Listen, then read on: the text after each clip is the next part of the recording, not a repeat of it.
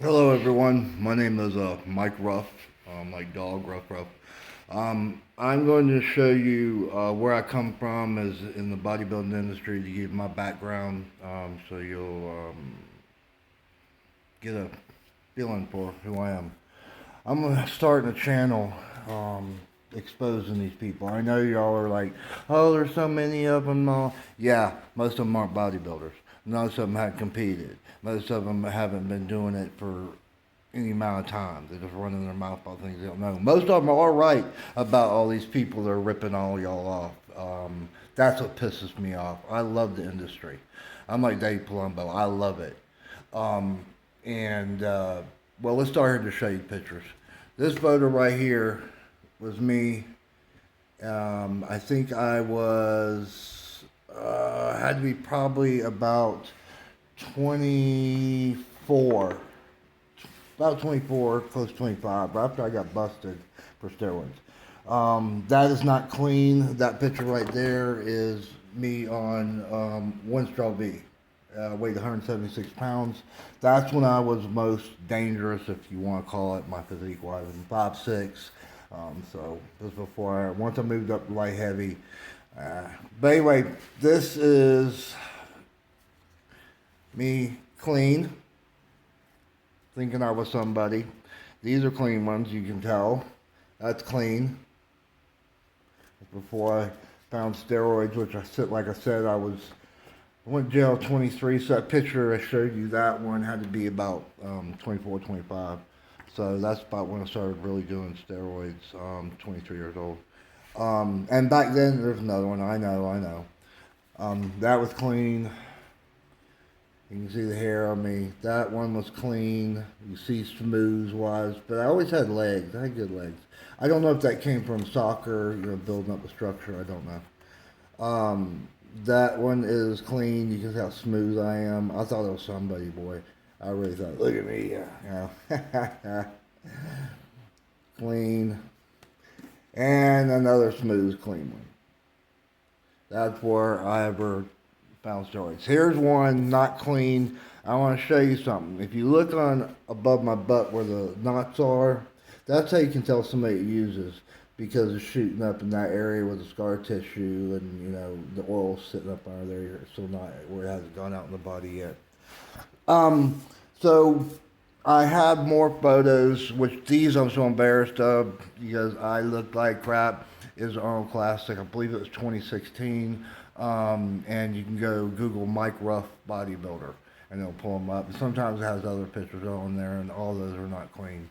The Arnold, I look like crap, but I'll tell you one thing. I was so happy to be there. I got to see George Barrett, to see these people. I wasn't like, ooh, starstruck, but I got to see them.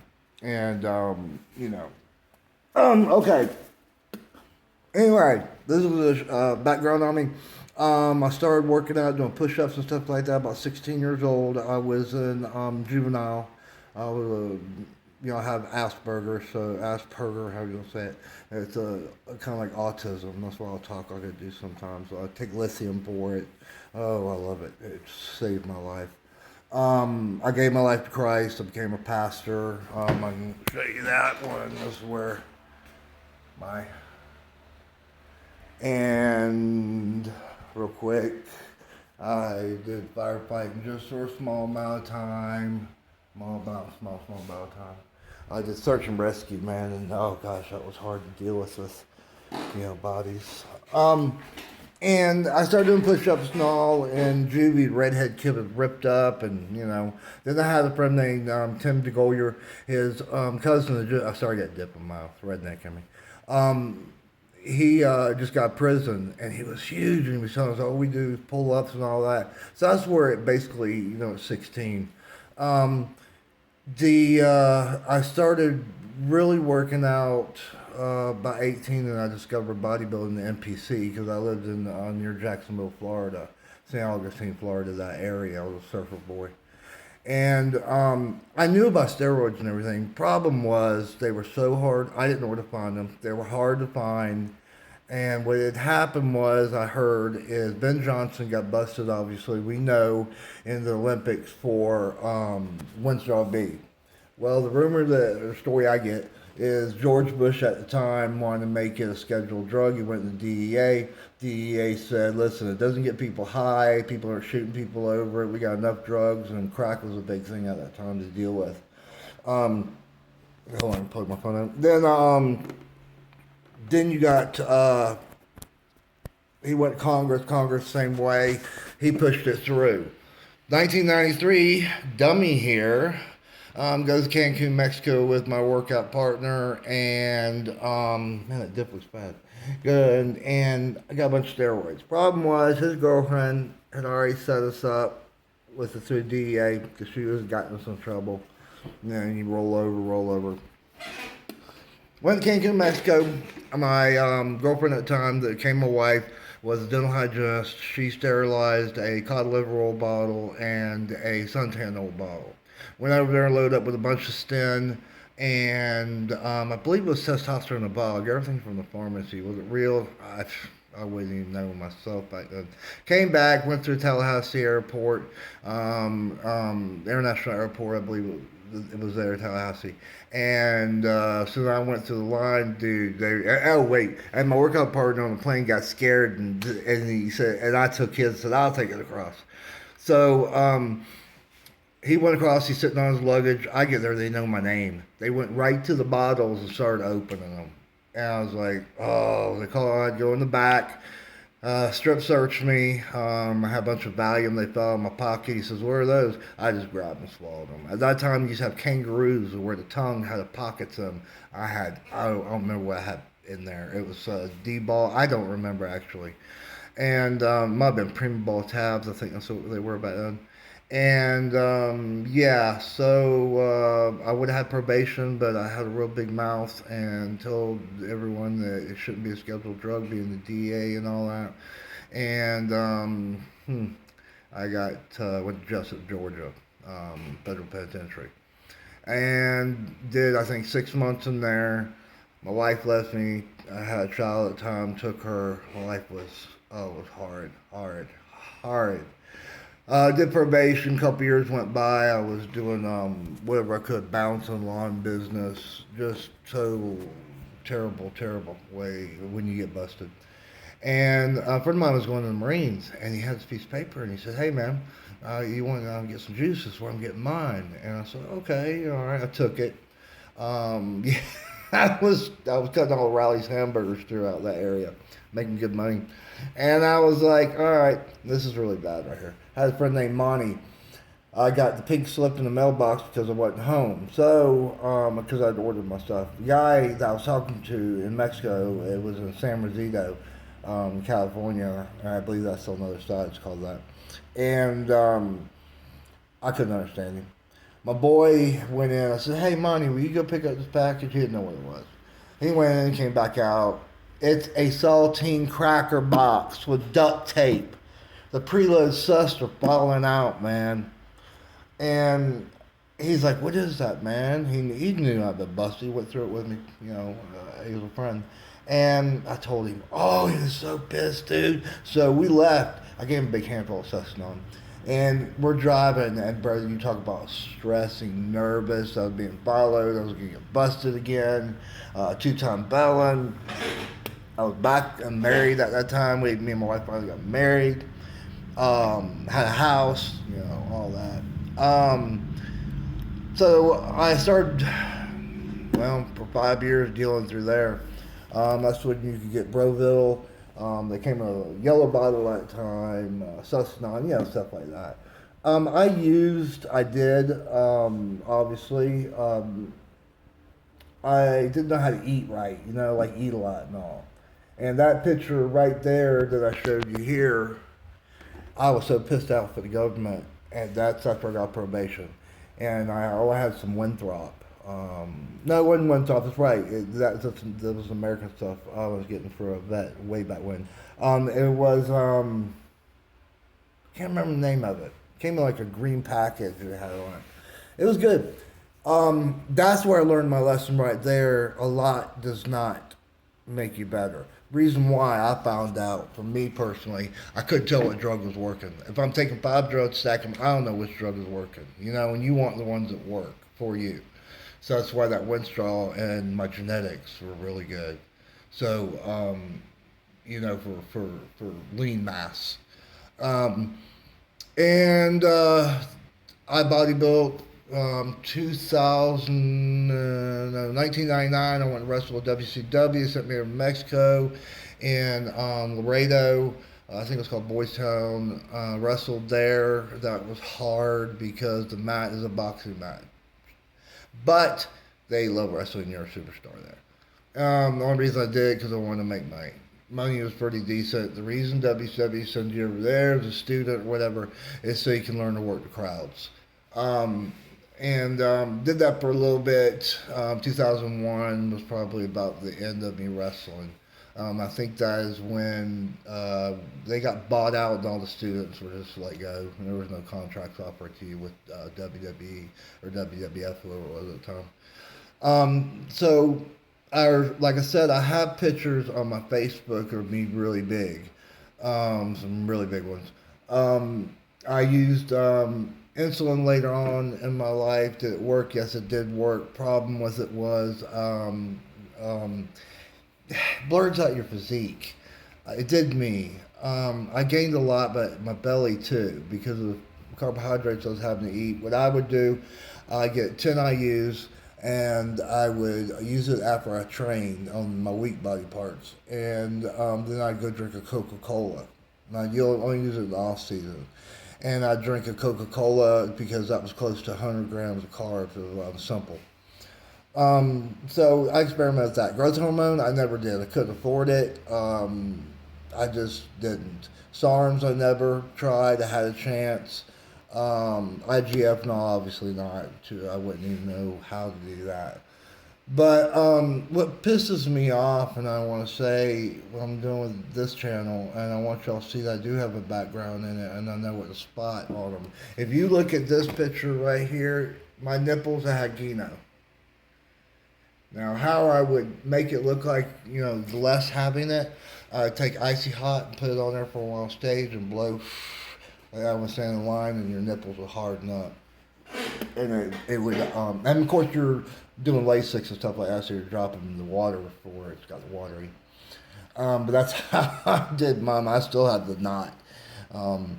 But I'm tired of these people, and I'll name them. 5 Fitness with their butt implant, their boob implant, fine, whatever. Saying people, that's how you can get a butt like this, is doing what I'm doing, and eat like I eat, blah, blah, blah. Okay, all that has something to do with it. The eating, okay, the training, the sleeping, but steroids. She was talking about how she uses a test booster, or did. What the frig? That makes no logical sense. If you look at her face, how it's hardening up, how thin her hair is getting, and Brazilian girls have coarse hair, kind of like Mexican girls do. And why wouldn't she say, "Oh, I'll teach you how to get a big chest"? Because everybody knows you got boob implants.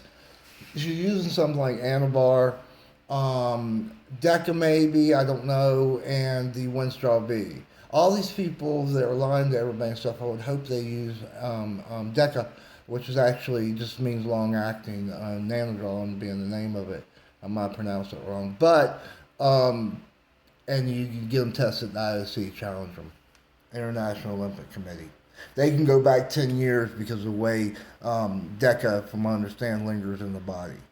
But these people are ripping people off. I met Gaspari, what a liar, what a prick when I was a young kid. I'd go through a bunch of names where they were just jerks. Lee Haney, gentleman, very nice man. I wouldn't even try to ask him. We were sitting in the audience in a seminar and asked Gaspari. I knew it was drugs. I said, and it was 2 days after I think he took second in Olympia. And I said, dude, how do you get the hair off your body? Because I was growing hair everywhere, from the hormones. And he says, oh, I'm Italian, I don't have much. And I'm like, dude, you're Italian. We got in an argument. And I was asked to leave. It just pissed me off. He had attitude anyway. And wasn't he caught with steroids in his supplements now, like a few years back? I mean, wasn't he? And the people like him and all these other bodybuilders, they open up a supplement company. Now I grew up with Dexter. Me and him, I was at his first show. We were always good friends. I walked backstage when he won overall bantamweight, 137 pounds, and he was just so shredded. And he's like, "I told you, Rupp. I told you so." And oh my gosh, I was there in Dallas, and on his back because I did that show. That was the year that Jay Cutler won. And Dex comes in, they're all lined up. Jason Lawrence, he was big time at that time. They're on the line and everything. Dex sitting on the cap machine. I'm talking to him. And I'm like, dude, you get pumped up? What up? Nah, I mean, we just changed the conversation and what they ate today and how nice the city was in the hotel they're staying in. And I'm like, dude. So he takes off his shirt and he already has his front all old and everything. I'm doing his back. I'm giggling like a schoolgirl. I could stick this much of my hand right here where I'm going front here up in his back and would disappear. These guys are looking back at him. I know it's psyching them out, especially Arntz. Jason Arntz was just staring. Now I think Dex is just in the USA at that time. Anyway, I've been there for another show. I've been to all his shows when he was an amateur. He was me and him. Yeah, we had fun times, man. When we were broke, when I had my lawn business making money, I would get him and his wife Carol and his little baby girl, and they'd come up and we'd have Logan Steakhouse. I'd take him to, and dude, he would have it was like a sweater and the sleeves were cut off. He was holding his little daughter. God dang, man, he used to freak me out. I get so mad at him. I picked him up after he won Southern States from work. I'm looking at his forearm in my truck, and it's just freaking jacked, man. I always knew he was going to be the best. I really, really did. He just hard worker, great guy. Love that man. If y'all ever see him, say, hey, you know Mike Ruff? Yeah, he'll say, hey, yeah. He always used to rub my head. But anyway, it pisses me off that they're ripping you guys off.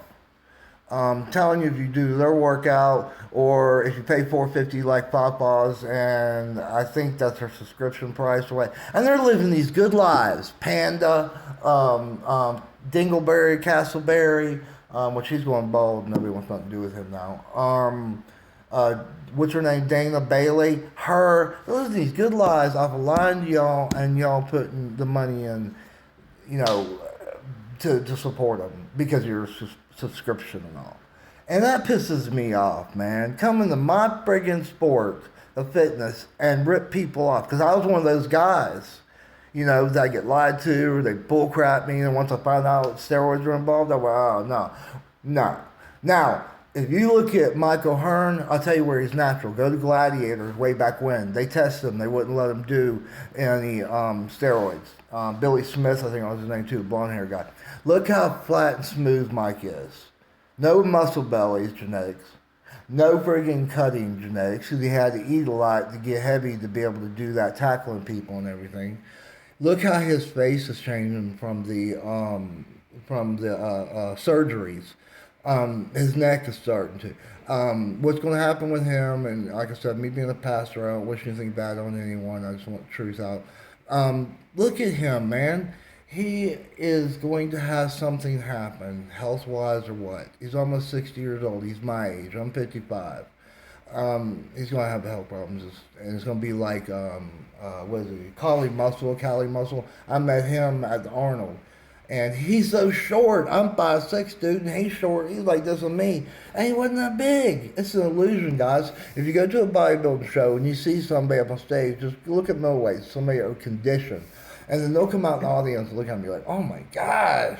It was that way with Eddie Robinson and Lee Labrada were at a show. And they were, it was a intermittent, whatever, where it has a break. And they were going to walk into each other, shake hands. And Eddie was like, dude, he's so short. No, and you put muscle mass on these guys? Jeez, and Nitty, you got the Liver King. Ab implants, I don't know anything about that, but I would probably say, yeah. He's got no legs. No legs. Look at him in the bed when he's doing that. Takes a couple off, and does a press, no legs. He's not that big of a guy. He's probably not over 212. He's just got condition. He's not well put together. Look how big his chest is compared to his biceps and arms. He's lying to people. And these guys, people have dreams, like I did, and they come here and tell you a bunch of bull crap, and they're making all this money. I would challenge him to a lie detector. I paid for this lie detector in a test IOC drug test. Bullcrap.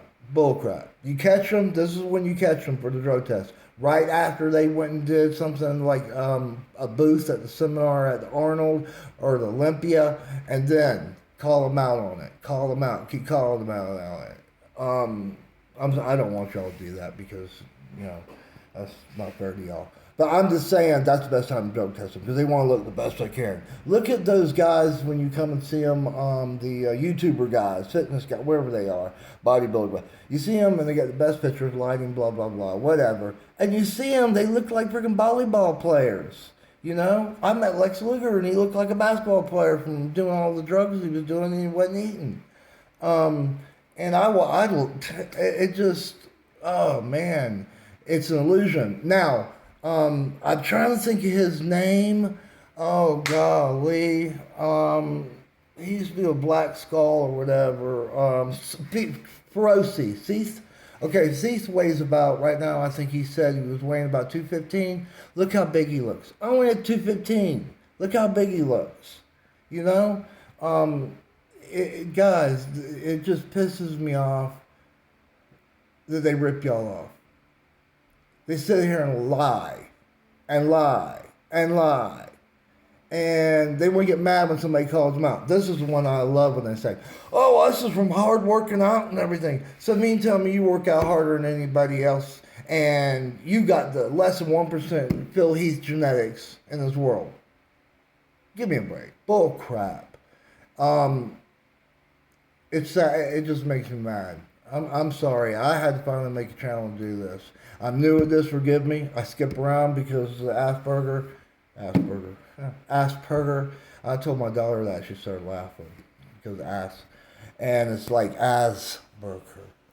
And I loved the bodybuilding. Man, I hated competing. I hated it with a passion.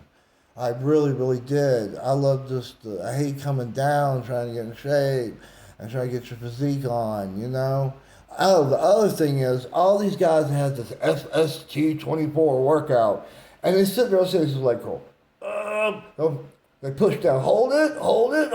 With the frig, if I hold my arm out like this and you push on it, we do it 20 times, we'll be exhausted, but it didn't build muscle.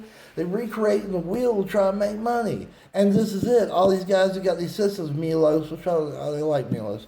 Milos and all these other people, the guys that train Phil Heath, all these people got the system. Why do they look like crap? Why do they look like crap? Why they always got a hoodie, a long sleeve shirt on? All right? If it works so well. Bull crap. From what I got out of it, it's hard work, good genetics, and all the cards got to fall in place. And what I mean about that is you got to be able to eat, train, sleep. That's a job, just cooking all day. Or even pre-cook, whatever. The point being is it's hard. Your mind starts going crazy on you because that's all you're doing all day. When I got done with bodybuilding, I got hurt in 2017. I ruptured a brachial and I have a ruptured disc and I was paralyzed on this side. I didn't know what to do. I didn't know. I had no idea who I was, what I was doing. I was terrible. I drank and drank and drank and drank. Plus I had never taken any medicine for the Asperger, which causes schizophrenia and all that kind of crap. And I take lithium now. I love it. Like I said. But once I got on that, it straightened my life out. And, it's way, I was last year, last year, December 12th to March 15th, I was living in the woods. I was homeless. I went to jail for taking a Valium, my prescription, and getting pulled over. I could have killed somebody. It was the Lord leading, taking me seriously because I wouldn't listen. My mom put an order of protection on me. I couldn't go back to my little house that I had on her land. We ran a rescue farm for homeless animals, and I missed all my animals. Served that in jail. I got out. I wasn't on medicine yet, and I ended up homeless, man. And I signed up for government housing. I got it. I had to apply for disability. Applied in July and got it in September the first time I was aware. And I was like, man, why is that messed up? I actually called. So scary to ask them, that messed up? You don't want me out there in public? Um, but I had such a wonderful life. Let me show you. This is my best friend right here. You see her? That's Mama. She's a Manx kitty. She is my little darling. I love her so much. This is my house. This is my Elvis Presley, $1,500 all it's worth, signed. Cross somebody gave me, my samurais, I like them. I do models. This is what I'm working on now. Then my bathroom. I'm a clean freak, yes. Oh, this is my new little kitten. Kit Kat. That's Kit Kat. Say hi. Yes. And bed, I had to get my pictures out. This is my kitchen. And, I'm not happy because we could be in a car getting a wreck and we're not so happy. I'm content. I love it. I love it. Oh, last thing is cool. This is my sword. This is the colors. I'm Scottish and my clan. My great grandparents came from Scotland over here, and that's the colors and the sword. But that's what I'm gonna do. I'm gonna do a site. Is it all gonna be exact all the time? I don't know. This was pretty much a whim thing right here because I couldn't stand seeing all this